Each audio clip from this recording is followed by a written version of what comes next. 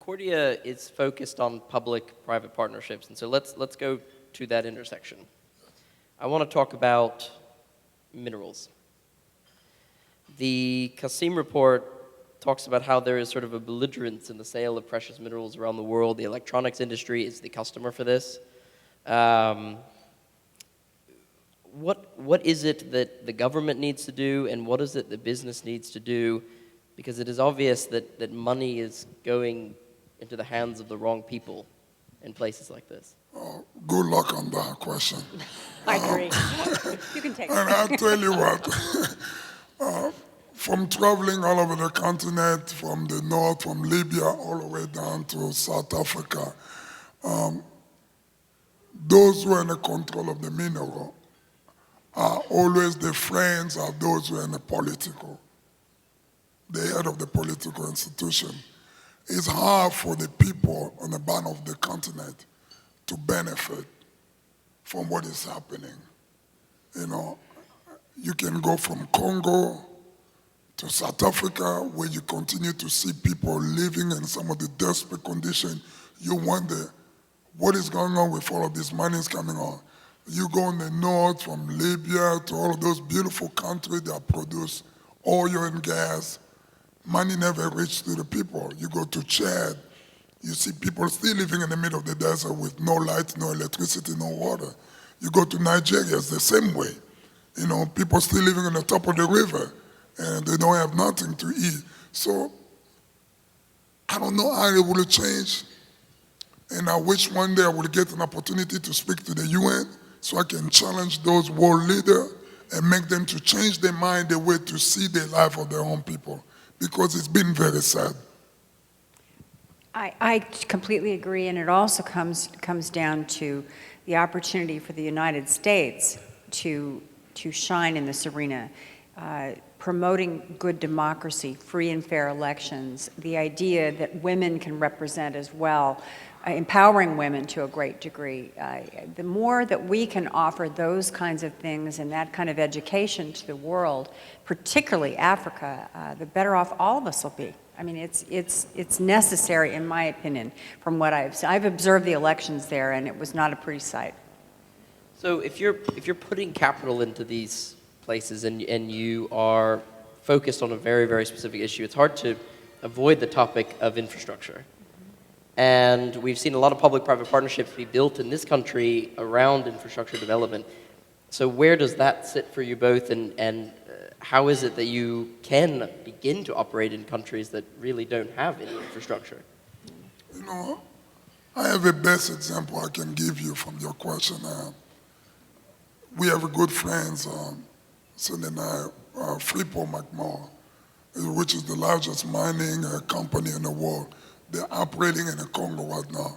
If you can go to see what they've been able to accomplish, you wish that more countries, more companies around the world can take the same prototype of the work that Freeport is doing by building houses for the employees, building new airport, building the new dam, and creating a new city in the middle of Congo.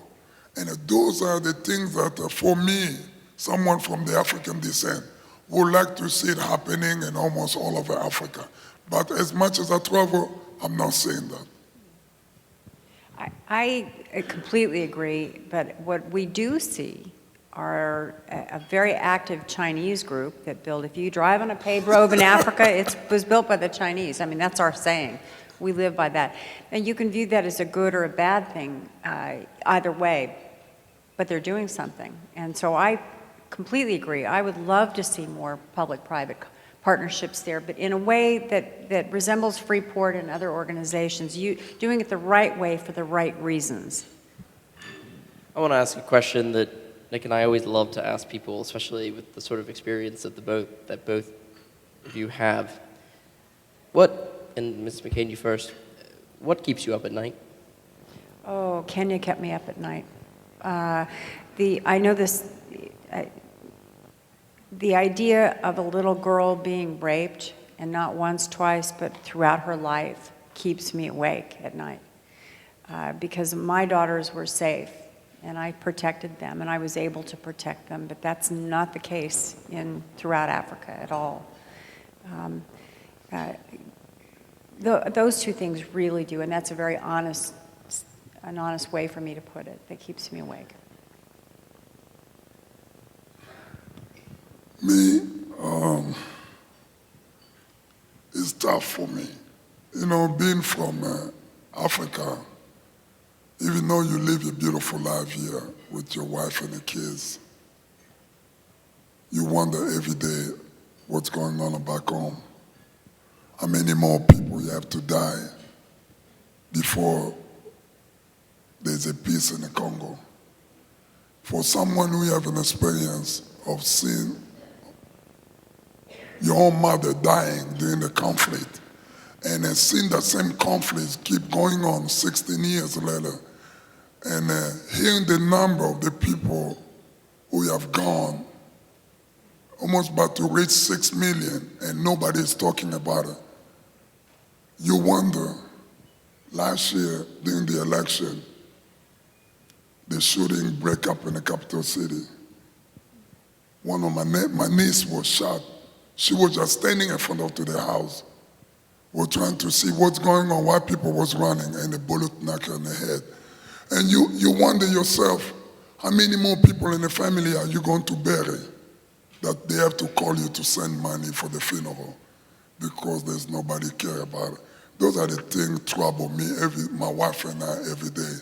We just pray for peace to come in the continent, and especially in the Congo one day. But there is something that, I mean, you both are doing things about this to address this issue. There is an enormous amount that the private industry can do.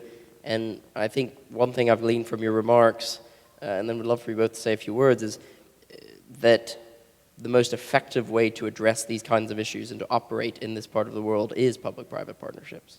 I completely agree, and the more of it. And I understand why businesses shy away. It's a very difficult place to work, and it scares people. And the danger, we talk about, we work in a place, Goma, which is eastern Congo, and it's routinely lobbing grenades and things within the city. It's a routine action. But the more that people can talk to people like us and others that are involved, businesses like Freeport, McMoran, and others that are there, I think the more that they will understand that it's not only important to them, but it's important for humanity, and it's important for people to understand unless we do something, not talk, but do something, we're going to lose that continent. We're going to lose it.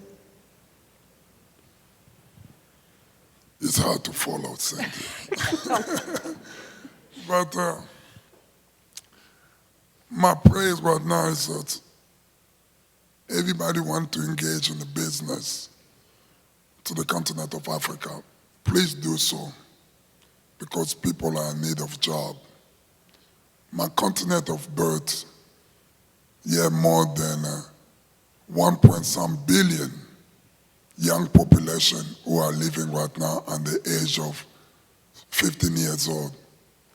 And we still have so many things to do to make sure that we prepare a better future for those young people. So we need more cooperation to come to Africa.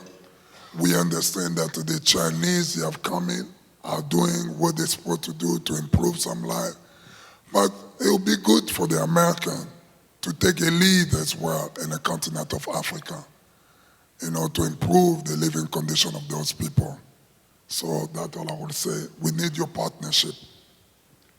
Well, thank you both very, very much for those moving remarks and addressing something that is so complex and can really be scary when sitting in Midtown Manhattan. It's scary in Midtown Manhattan. That's true. That's true. I think. But there is a lot that can be done, and there is an immense amount of positive impact that can be done. Thank you both so much. Thanks. Thank you.